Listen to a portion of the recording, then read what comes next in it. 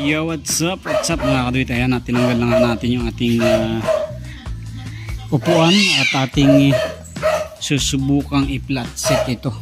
Ayan. So, wala pa tayong pambili ng flat set. Susubukan natin na ito ang gawin nating flat set. Tinanggalan ko na siya ng mga staple. Tapos, ito na. Susubukan natin na i-flat set. Ayan. Tingnan natin kung kaya nating may flat set yan. Ayan. So guguhitan ko tapos tatabasin natin para makita natin kung tatama ba yung ating hubog sa flat set natin. Papantay lang natin dito. Ayan. Sa pinakadulo na yan. Okay, susubukan natin.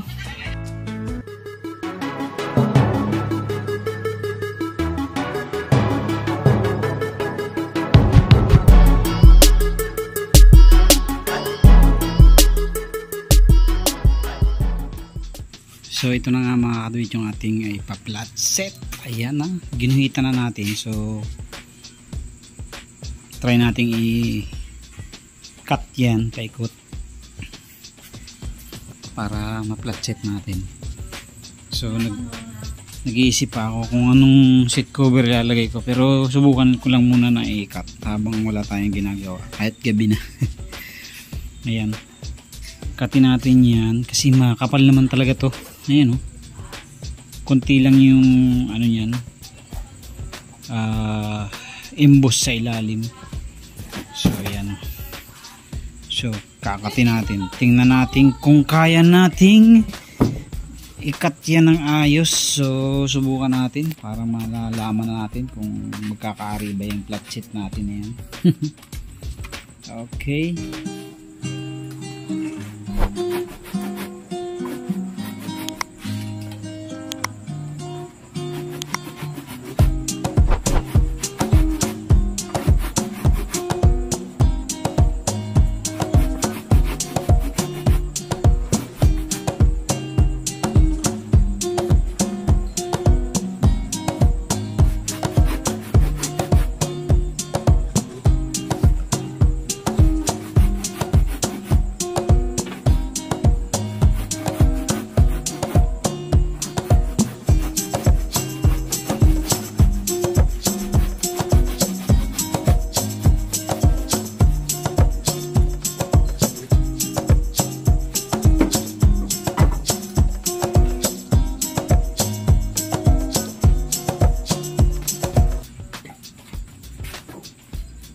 So yan na mga kaduit, cut na natin. Oh,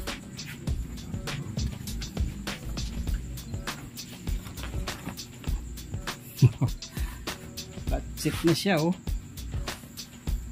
flat set na. Oh.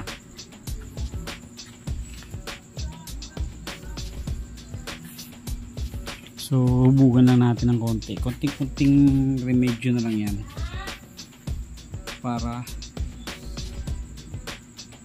ito, babawasan natin ng konti dito para medyo humubog lang siya ng konti. Ayan. Okay, ito na mga kaduit yung ating flat set last time. So hindi na natin napakita yung pagkakagawa natin dahil gabi na. So pansamantala kinubiran ko lang muna ito nung stock niyang cover, and then nag-order tayo ng cover para dyan talaga. So ito yung itsurahin niya. So nakapangitan ako, mas nakita ko yung hubog nitong ginayat natin. Ito yung ginayat natin eh. Ayan. So ito susubukan natin na yan ang ilagay natin ngayon. Susubukan natin na yan ang ipatong natin, so, para magmukhang mas flat set siya kaysa dito sa isa na to. Yan kasi parang tinabasan lang eh, sagwan tingnan. So tatanggalin natin yung cover yan, tapos ito ang ilalagay natin, and then ilalagay natin yung cover. Ito yung GRP copy. Susubukan natin ngayon kung okay.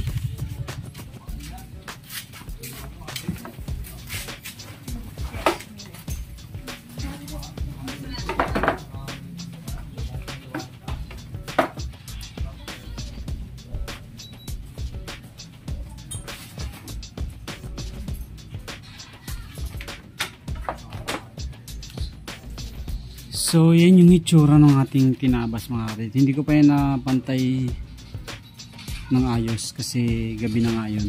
So ngayon susubukan natin yung ibabaw. Yun natin ikakabit.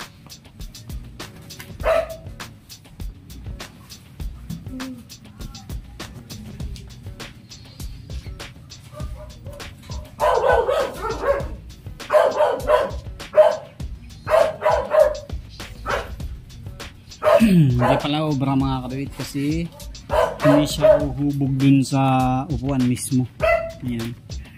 Hindi siya uhubog kasi yung gilid niya walang boom.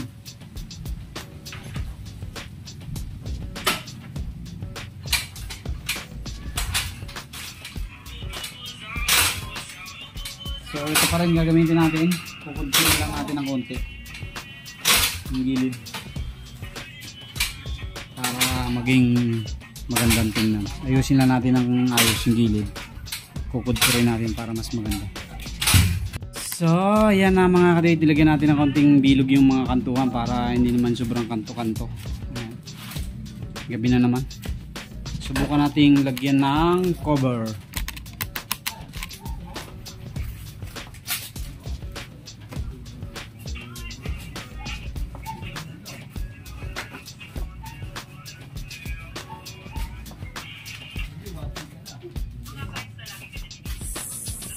Liha.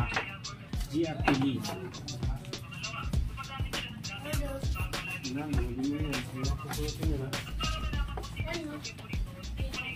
Parang ano pa rin yan, flat chip na.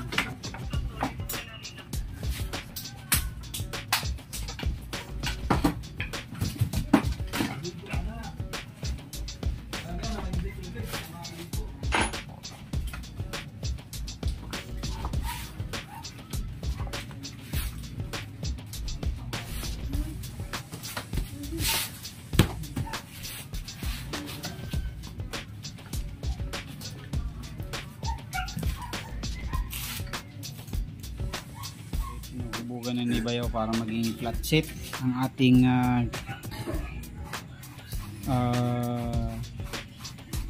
barako set. Ayan. So hinuhubugan na. May mga sukat-sukat pa siyang nilagay dyan para daw maging flat set. Okay. Hindi kaya na si ano. Like. Para mo kaya dito.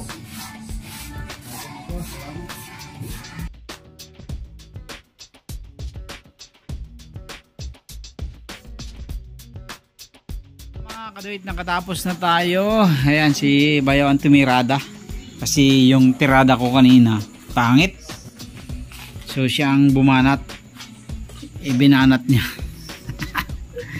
Binanat niya. Ayan o, medyo nabuhay yung kanto kasi gawa ko kanina nakabilog yung kanto, ang pangit pala nung gano'n. Tapos ang ginawa niya, sinukatan niya tapos dinrawingan niya lahat, nilagay niya ng mga point to point na babawasan. So yun oh.